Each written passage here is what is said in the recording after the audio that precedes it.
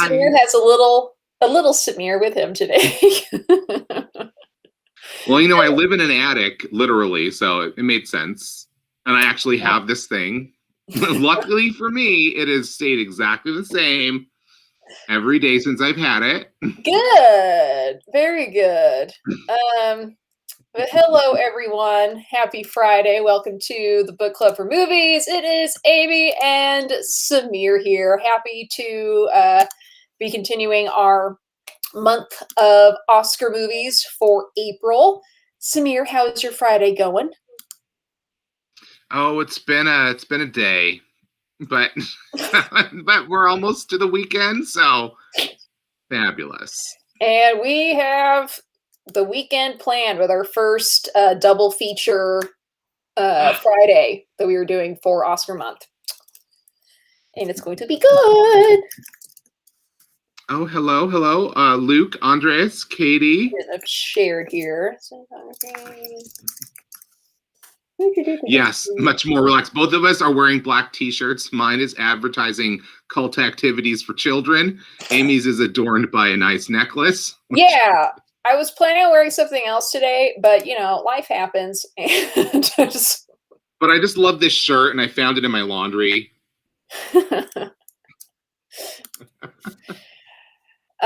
Sorry, I'm getting a shared over here. But yeah, really excited to talk about today's films. Again, today's once we get to our main topic, different from we've only had one other double feature in the past. And I'm trying to you know what it was? The only other double feature we've ever done was Muppet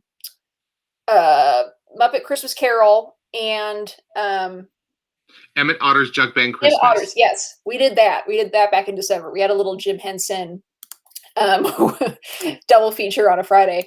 Yeah, but this was just a way for us to squeeze in more movies for Oscar month, as well as kind of talk about a little bit of an old Oscar category where there were several categories that had both a black and white and a color option. So they would usually give out 2 Oscars for some things, and cinematography was one of those for the first few decades that color film was around. But before we get into that, yesterday we did our first Movies About Movies Day, which is what we were doing for all 5 of our genre Thursdays this month. And yesterday's was the 1953 Vincent Minnelli, The Bad and the Beautiful, which won several Oscars. Best Art Direction, Best Supporting Actress for Gloria Graham, Best Screenplay. Trying to remember all of them. There was a lot. It won 5. Yeah. It won 5 Academy Awards. Definitely, I think, a contender for Best Picture that year. I don't think it was nominated. I think the only other thing I mean, it should have been in terms of quality. The thing that it was nominated for but did not win was for Kirk Douglas for Best Actor. And I still think this is probably my favorite Kirk Douglas performance, and there's a lot to choose from. There's a lot to choose from in his career, but this performance is still, every time I watch this movie, I am blown away. Like, it's just, you just do not expect this performance out of him.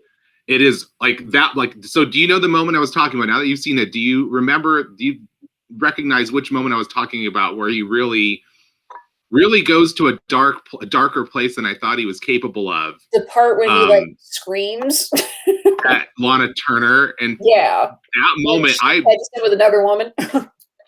Well, not just any other woman, but that really unpleasant one who's very vindictive, trying to be cruel in that moment. It's such a darkly beautiful moment. It's like the perfect encapsulation of the title. Are you letting the cat in? Yeah, maybe. Do I come in? Well, we'll just wait till Amy's finishes finding the cat. Also, my cats match my my wall. I noticed that. I do love the print, but yes, that moment. I think that moment perfectly encapsulates the whole title of the film for me, because it's like, you know, the woman is beautiful, the setting is beautiful, everything is so dark and shadowy. Oh my goodness! Get in here. This is what makes the show take longer. Sorry, I've been listening. I can't tell anymore. You'll have to complete the thought now. Yes, so this is my first viewing of this movie, and I did really enjoy it.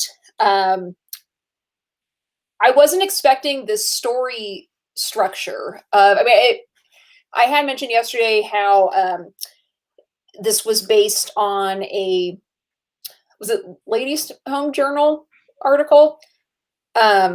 It was something kind of random like that, about this producer who was saying like, these three people owe their career to me. And then the way this was set up was this other producer calling these three people in, saying that there's going to be, this other movie that he wants them to work on with Kirk Douglas. And they're all like, no, we're not.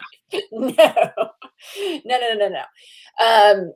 But they all come into this office anyway to talk about it. And then it's like basically this movie set up into thirds. Where so you get each individual artist's their experience with this person and why they are never going to work with. They say they're never going to work with them again. And one thing I found interesting was like at first you're like, okay, is Vincent Minnelli kind of like saying like it's hard to say, whether you can do anything in the movie business without it being both bad and beautiful. And so is this a reason for these people just to sort of like, suck it up and move on and work with this person because they're such an incredible producer and they have such an infectious imagination and spirit for making movies. But I think by the time you get to the third story, like, because the guy repeats like, oh yeah, you've really done terribly after this, and it's like at first, you're like, okay, well, I can maybe see a little bit where you're coming from. Then you get to the last one, it's like, no, the dude's wife died in a very specific, like, machinated plot to make sure that this movie that he wanted to have made would be made because he needed the wife out of the way, and then she dies. It's like that situation, and the guy's like, oh, well, look how you won a Pulitzer Prize out of that because of that. I'm like, well, by then I think Vincent Minnelli is clearly telling us, no, these are not acceptable trade-offs for creating great work, but it doesn't mean that the people who are, do creative work can just ignore his passion for what he's doing, because they all, you get that thing like, well, I still want to hear the idea. Like, they can tell just from overhearing the other producer talking to him that there's like, oh, he's in that creative mode that like we all did great things during. Maybe let's just listen. And so it's like, do you think they'll work with him after listening to him on the phone, or do you think they won't? They leave that up to you at the end, and it's like, ooh, that's a question I can never definitively answer. It just depends on how you're feeling when you watch the movie at the time. But I love movies that end on notes like that. Like it, and I think the movie is great because it manages to acknowledge all of the amazing things that you can accomplish in the world of filmmaking and all of the nasty business that comes with it. I think it doesn't give you a straight, perfect answer, which is better than coming down hard on just one side completely. But you can tell he's obviously an artist who is like all artists. They don't like to deal with the money side of the business, and that's sort of like the dirty, corrupt side of the business. But there's more corruption and interpersonal relationships that can happen too. I just love this movie. It was so great to watch again. I actually haven't watched it for a while, so I'm glad that we put it on our calendar.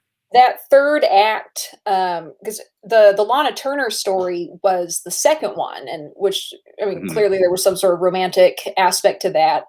And after that, I kind of thought like, well, how could this be topped? What's going to be worse that's in this third act? And then everything that happened with Gloria Graham, I really did not see that coming at all. I texted Samira, I was like, oh, I didn't know. There's a plane crash? Like, yeah, like, and we find out the same way as her husband, whereas he sees it in the paper before he, hears from the authorities or anything. And that's a real thing that actually has continued to happen with Hollywood stars, actually.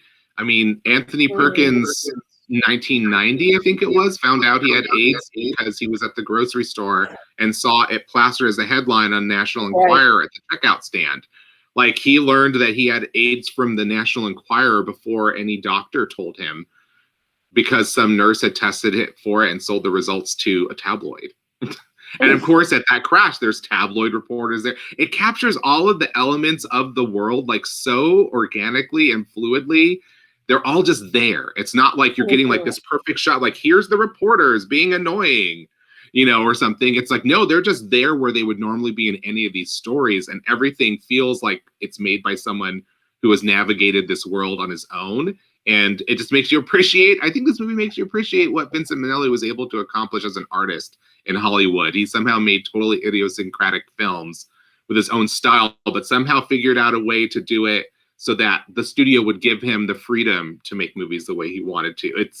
Can't imagine that was easy for him to have done, because sometimes he wanted to do weird things. And sometimes he made critical films like this. So maybe that's why it didn't quite get its best picture. It's a little too critical. They didn't like the mirror being that crisp a reflection in a way, perhaps. That's something I noticed about this compared to some of these other movies about movies that I really like Singing in the Rain and Sunset Boulevard. I feel like that magical element that goes with some of these other things, like, oh, it's the movies. Even in Sunset Boulevard, it's dark, but there's still this magical, mysterious element to it. I think that was missing in this, which is probably why it felt so real. I'm like, no, yeah, they don't go through the like magical mystery tour of movies, but but there's so much magic in how they tell the story. Like Vincent Minnelli's the craft is like magic. Oh yeah, no, the movie, but I'm itself. as far So as is he? like, yeah, but I get what you mean. Industry. Yeah. Yeah, no, I totally get. My favorite moment of the movie, I think, besides that moment where like Kirk Douglas channels a demonic rage that we didn't know he was capable of communicating in a film. I mean, it feels like that tears the movie apart emotionally, because that whole sequence of Lana Turner in the car, like, just mind blowing. I'm like, she should have won that fucking Oscar for that moment alone. That scene, I'm like, I still think greatest moment of her acting career right there. Yeah. But my other favorite moment is when they're trying to figure out what to do about the Catman movie, and then they're in the screening room, and he's like, what scares people more than anything? The dark. And he shuts off the lights except for that desk lamp, and he's like his hand is like moving underneath it as he's explaining it. He turns it toward the cinema screen, and you get their bold relief of their shadows against the white screen. Like it's just so many touches like that make that catapult this movie into like a special realm, like above so many other films. So I'm so happy you finally watched it. Yeah, that sequence of her in the car was oh god, that was indescribable. It gave me goosebumps just thinking of that moment. Like, yeah, that was a surprising moment and shot for me, even for Vincent Minnelli, of like, this is just like so good. I mean, we know he's so good, intense, but like, yeah, incredible. So I hope that maybe you'll add this to your DVD collection. I just might. I certainly love all of the posters. Yeah, right. These are together there. Yeah. Well, if you didn't see The Bad, the Beautiful, this is currently on the Criterion app. No special features with this one right now, which is because it's not one of their titles. They didn't license it to release it on DVD. So that's why it doesn't have the extra features. Hopefully it will. This is like why is Criterion not releasing? But I don't think they've released a lot of Vincent Minnelli films. I don't know if they've released any of them, actually.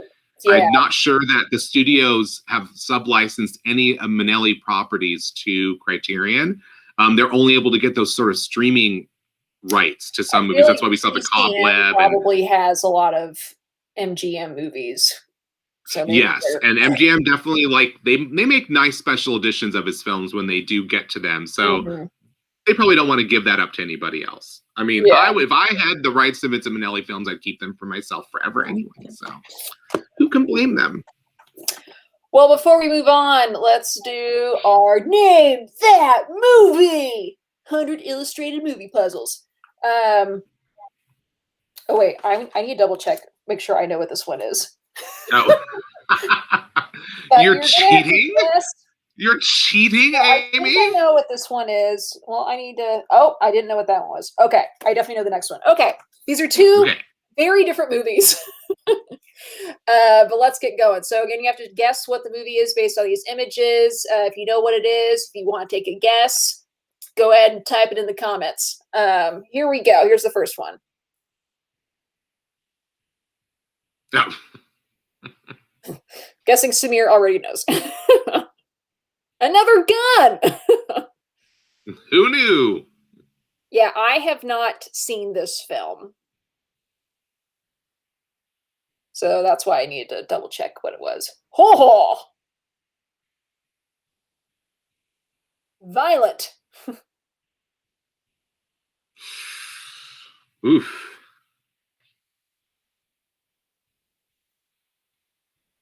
Crystal thinks that she knows it. Oh, come on. You got to try it. What do you think it is? And sorry if my internet is weird. It's not a Tim Burton film. It's not Indecent. It's not Chinatown. It's a Western. Well, that much we Blazing got. Saddles. This movie, I've seen the remake of it.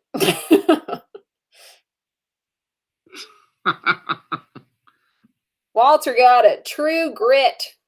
I was going to say, I'm like, the remake clue had to have given it away. Yeah. Yes, the original True Grit with John Wayne. All right. Now, this movie is completely different. Here we go.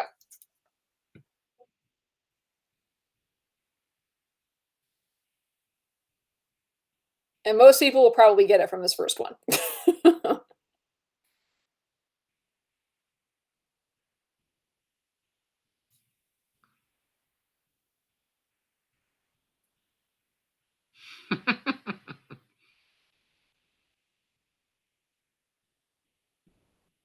Andre's already got it. Clerks! Yeah. And Luke got it too. Nicely done. Didn't even need to get to the end of it. I know, but this first one is, again, if you didn't get it with this. I assume you were open. My favorite part of that movie was that. Do you have that movie with that guy that was in that movie that came out last year?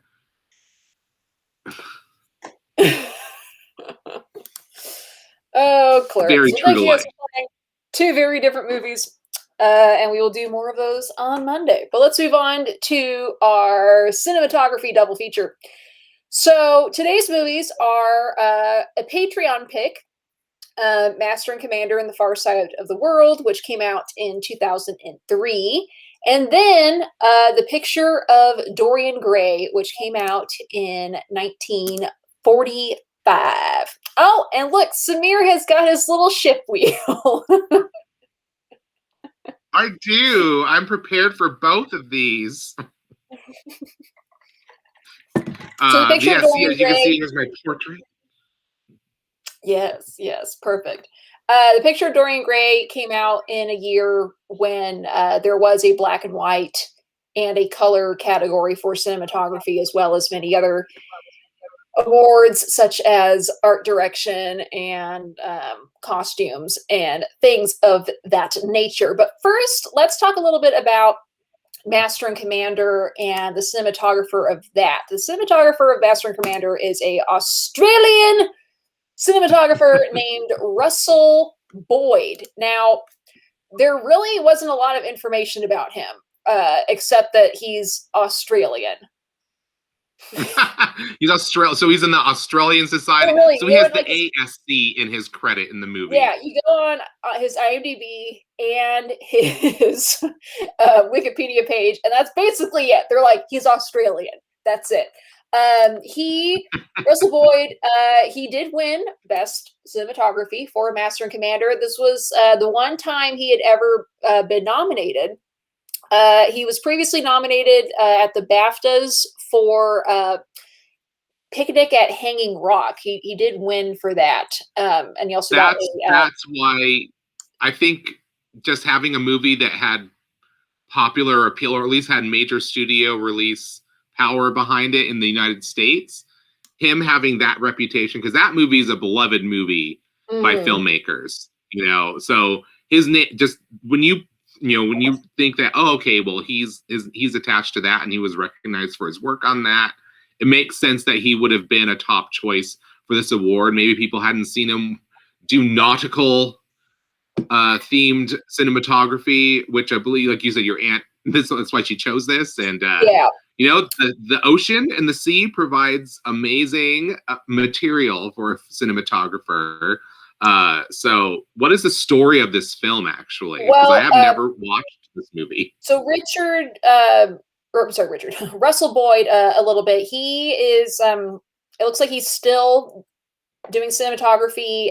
He has a pretty extensive IMDb list of 81 credits.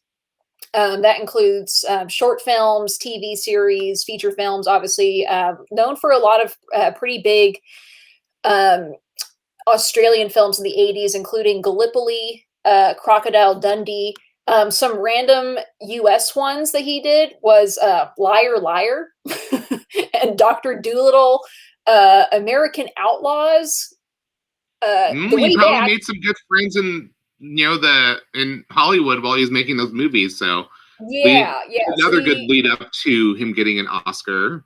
he's got a variety of films that he has done as far as like commercial value goes, to just like, yeah, again, Liar Liar, which Right. is a So, but fantastic what comedy. I about? wouldn't necessarily say it's a cinematography standout with No, that. that's not. You know, you still need someone to film your movie if you want to have a movie, and I think maybe that was he found work.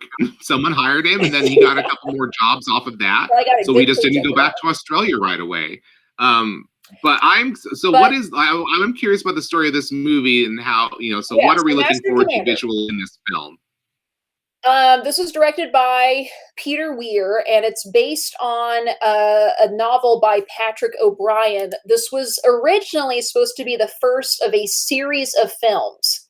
But because this film, even though it was nominated for a bunch of Oscars, was critically acclaimed, did not do well at the box office. So this was only the only one that was made, but this was meant to be, because it is a series of books. But during the Napoleonic Wars, a brash British captain pushes his ship and crew to their limits in pursuit of a formidable French war vessel around South America.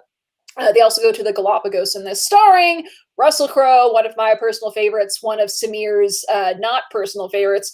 Paul Bettany is in this. It's got I think, an all male cast. I can't think of any women that are in this. This movie Interesting. won 2 Oscars. Well, you know, or men on a warship. This won, of Yeah. course, Best Cinematography. It also won Best Sound Editing. It was nominated for Best Picture, Best Director, Best Film Editing, Best Art Direction, Best Costume Design, Best Makeup, Best Sound Mixing, and Best Visual Effects. All of those other Oscars it was nominated for went to Return of the King that year. It makes you wonder. So I'm curious what it was about this movie that really captured everybody's attention, so that it got so many nominations. But it feels like no matter what was nominated, everybody knew Return of the King was going to win a bunch because Yeah. it was the last of the trilogy, and this was the last chance for the Academy to give them some big And award to say, actually, "Yeah, we loved your films." Billy Boyd was also in this movie, who, of course, plays Pippin in Lord of the Rings. So he was in 2 Oscar-nominated things. It's been a while since I've seen this movie, but I remember really enjoying it. I actually, my family owns the this like special edition 2-disc DVD set of Master and Commander. Um, It looks like a nice set. this movie came back into the public eye recently when someone on Twitter was talking about how boring this movie is and how it's really overrated just because it's boring. And Russell Crowe got into a Twitter war with this guy politely, I think, just basically explaining like, you know, this, like, just because you think it's boring doesn't mean that it's a bad movie, which I completely agree with him with. Like, and who was this random dude who's just like, this movie's boring? Like, come on. I remember really liking Paul Bettany in this movie. Another thing that's really for San Diego people, the ship that this was filmed on, which is a historically accurate replica of a ship from that time. It's called the SS Surprise. That is part of the San Diego Maritime Museum. And you can go see it. You can go on it. They have all this stuff about the movie. I remember they have this cool thing like there's basically a second steering wheel that's like below deck, and that's the one that was actually controlling where the ship was going. It's a fully functional sailing ship. And that's what they filmed this on. So if you're ever in San Diego, please go to the San Diego Maritime Museum. It's one of a few ships they have there. And again, it's not actually old, but it's still really fun to visit. Yes. Wait, everyone's talking about Cinderella Man. Cinderella Man is one that I haven't seen in quite a while as well.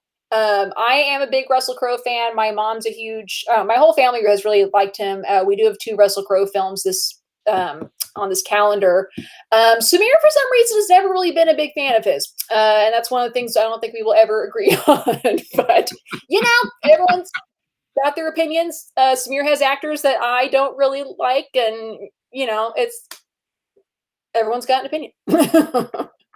I was never super taken away by him. I guess I wasn't ever like really that attracted to him either, which was a big part of his appeal for people when he was young. So I was just like, meh.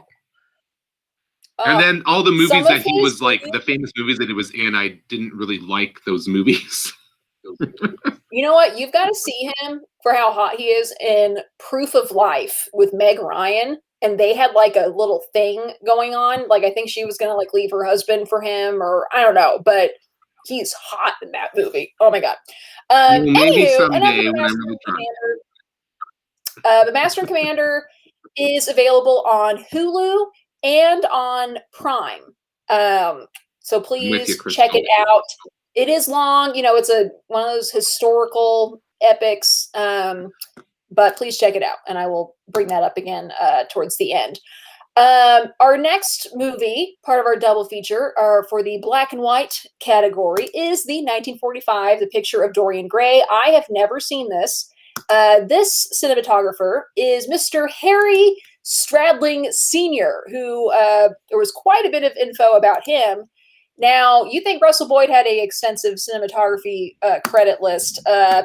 Well, Harry hasn't been. Granted, he has died, but he only lived to be 68, but he had 144 credits. And really one of the biggest cinematographers in Europe for a while, and then moving on to being the U.S. So he was nominated 13 times for Best Cinematography and won twice. These are just the things that he was nominated for. The Human Comedy was his first nomination, won for The Picture of Dorian Gray. The Barclays of Broadway, A Streetcar Named Desire, which is on our calendar as well.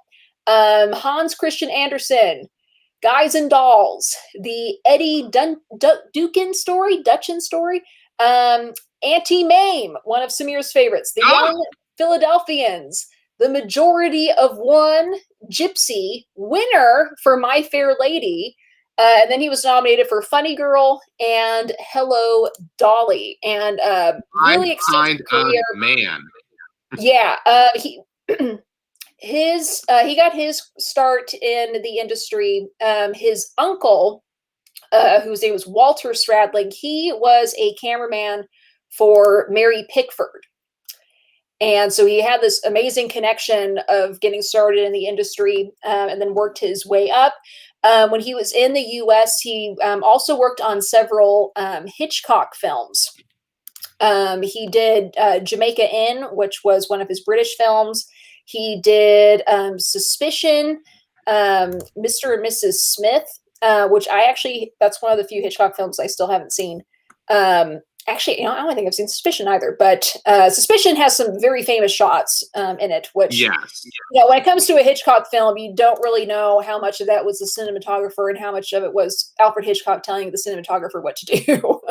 Like, you're doing Alfred Hitchcock drew storyboards And Yeah. it was, you know, so obviously the difference between the storyboard and how the film looks is the cinematographer.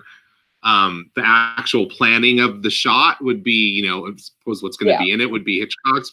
But I think the creativity to bring those storyboards to life is really dependent on having a really great cinematographer. And clearly, this guy was like one of the, like, you know, if you were making a movie in Hollywood, you were like, is Harry around? Is he available? He's not available. Okay, who else is available? You know, I mean, he'd be like one of those top choices that you'd want to go to. He knows how to handle a huge production. He can handle a small, intimate production.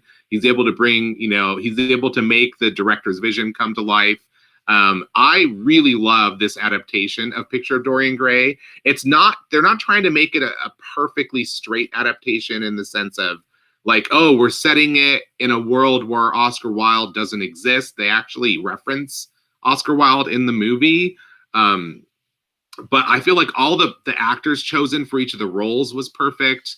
There's a couple story changes so that the actress that Dorian Gray falls in love with, Sybil Vane, actually she's just a singer in a cabaret in this movie, as opposed to just a terrible actor that Dorian becomes somehow enamored with. But I feel like they chose the perfect person to play Dorian Gray in this movie.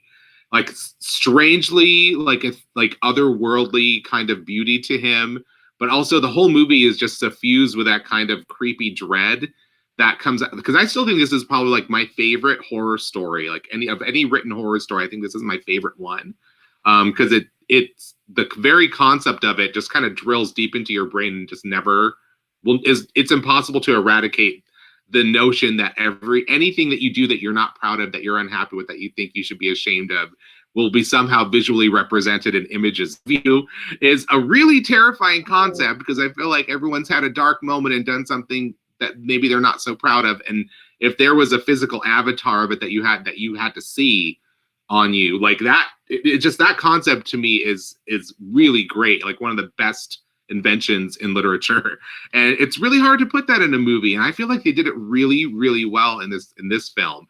This should have won for art direction too, because this is Well, like it was a stunning nominated. looking movie.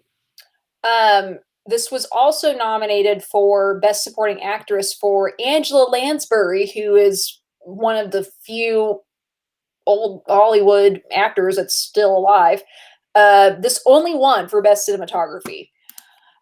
So this is, of course, the 1945 version of this. A corrupt young man somehow keeps his youthful beauty, but a special painting gradually reveals his inner ugliness to all. And this was directed by Albert Lewin. I think the best thing he did, there is one moment of color imagery in the film, and when you see it, you'll know. I will say also that this movie makes an attempt to create an actual image of this picture and what it becomes, which is not like, you know, when you read the book, like it's described to you, but you're left to imagine it for yourself. So there's always the thought, like, if you love this book, like, is there any portrait that can really be hideous enough to equal what your own mind can create based on the description in the book? And I think they accomplished that in this movie. It's very hard to look at for more than a few seconds. Really, it's amazing. It's so good. If you haven't seen it, I cannot wait till you get to. But also the actors in it just understand Oscar Wilde's dialogue so well. So everything feels like, you know, it's a really weird, creepy, otherworldly quality that the whole film has visually. The actors are just perfectly in tune with. Because it's I can't wait for you to watch this too, because this is such a fun movie. I think probably, like, I don't know, there's other more recent ones that I will watch, other recent variations of this, other film adaptations of it that I'll watch. But so far from what I've seen, this is still my favorite of all of them. Yeah, I don't think I've seen any film that's only on Dorian Gray. I've seen that character pop up in other things, like League of Extraordinary Gentlemen comes to mind, and I want to say in Penny Dreadful.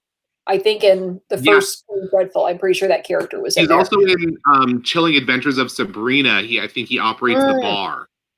That's in right. Sabrina, That's the right. Gentleman's Club. Yeah. I think Dorian Gray actually is the guy who operates the bar. Yeah, he is. You're right. But this movie keeps the innuendo, like the kind of sexual frivolity of the way people talk about life. All of the wonderful things you love about Oscar Wilde's writing are perfectly rendered, I think, in this film.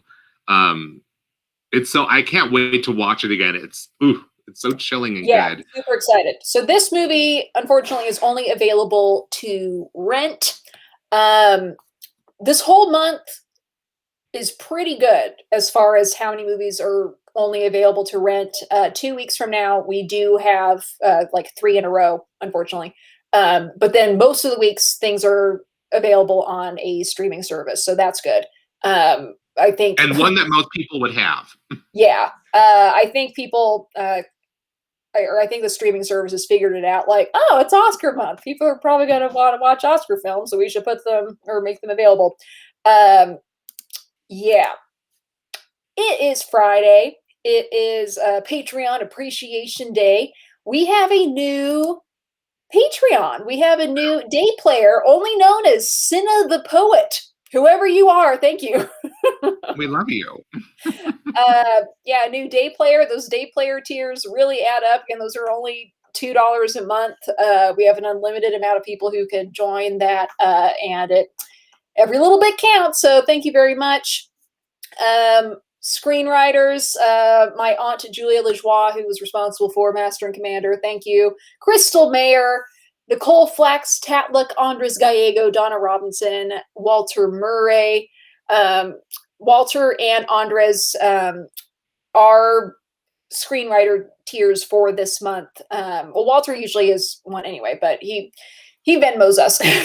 Yeah. When he feels like But thank choosing you some guys. films.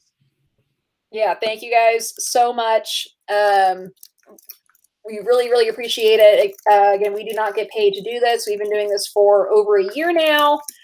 It costs $30 a month for us to even use Be Live that this we are using to go live with. So thank you. Thank you very much. If anyone else is interested in contributing, again, the tier start just $2. You could cancel at any time. It's a month-to-month thing. I put the link over there in the comments, but we really appreciate it very much. Yes, we do. Yeah. But this weekend, please watch Master and Commander and The Picture of Dorian Gray. Again, Master and Commander is available on Prime and on Hulu. Picture of Dorian Gray is only available to rent. You have all weekend to watch these. Again, Master and Commander is on the longer side from what I remember, or again, maybe just because it just seems long. Right. I mean, there's stuff, that's what being on a ship was like half the time. It's like, True. we're just endlessly out to sea. Go on a sailboat, so not going too fast. On Monday, our first Man Crush Monday of the month, we are going to be talking about Puerto Rican actor Jose Ferrer, who was the first and I think the only, since then, that comes to mind, Latino actor to have won Best Actor. Yeah, so I think you're right. come back on Monday to learn all about him, as well as our discussion after the movie for both of these. Keep the party going on our Instagram at Book Club for Movies.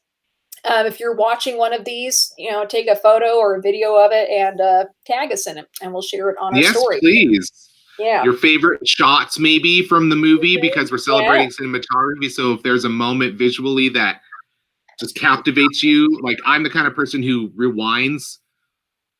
When I had videotape, I guess we still use that word, but I will rewind sequences and watch them again and again, just because I can't get enough of the image, So if there's moments like that strike you in any of these movies, please share those and tag us.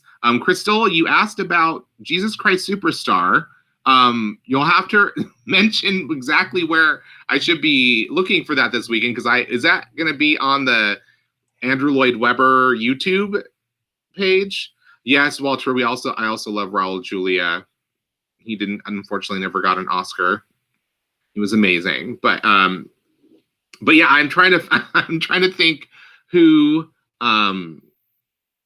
like where that's going to be. But I love that musical too. So if it's on, I'll watch it this weekend. Also, we're watching a lot of stuff anyways. It's my weekends usually. That's Says just it's how it on goes. YouTube.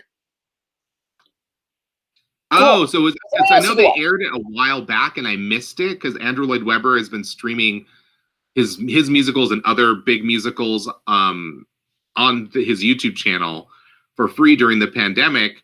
But I knew that they had done Jesus Christ Superstar. It was a recent revival production in England, like a modernized version, and I missed it when it was on. I caught like the last caught like 20 minutes in the middle before I had to leave the house. So if that is happening again this weekend, then I will be doing that. In addition to this fabulous double feature of nautical beauty and moral rot from the inside out. Love it. Oh yeah, I guess it is. If you celebrate Easter, have a lovely Easter weekend as well. Good Friday. Happy Good Friday. Good Friday to you. Yes. And happy Easter this weekend. I used to get Good Friday off at my last job. We didn't understand why. It was like the only. We're like, why? Almost nobody else gave it. Now it's a little more common that some places actually are not open on Good Friday now. And I'm like, okay, I'm always down for another holiday off. Another movie, actually, if you want to add in a third thing, is another movie that Harry Stradling Jr. or Sr., the director or cinematographer for Picture of Dorian Gray, he also did the cinematography for Easter Parade, which is usually something that my family watches every Easter with Judy Garland and Fred Astaire, and that is on the TCM app right now. I have it set in my video on demand queue already. Yeah, so also really that's just a fun, I mean, anything with Judy Garland and Fred Astaire. But yeah, Easter Parade. Check that one out. That's an additional extracurricular choice to celebrate the holiday in a non-religious way. Yes. Yeah. It's one of my all-time favorite musicals. So I think it has all Irving Berlin songs. Yeah, it's great. Ann Miller, Peter Lawford. Check it out. Well, yeah, I got a busy guys. weekend now. We do. Yeah, I have to squeeze in Easter Parade as well. Jules Munchin is in it. He's hysterical. He has this. Okay, that's not our main pick, but if you want to watch it, it's available on TCM. Hope everyone has a wonderful weekend.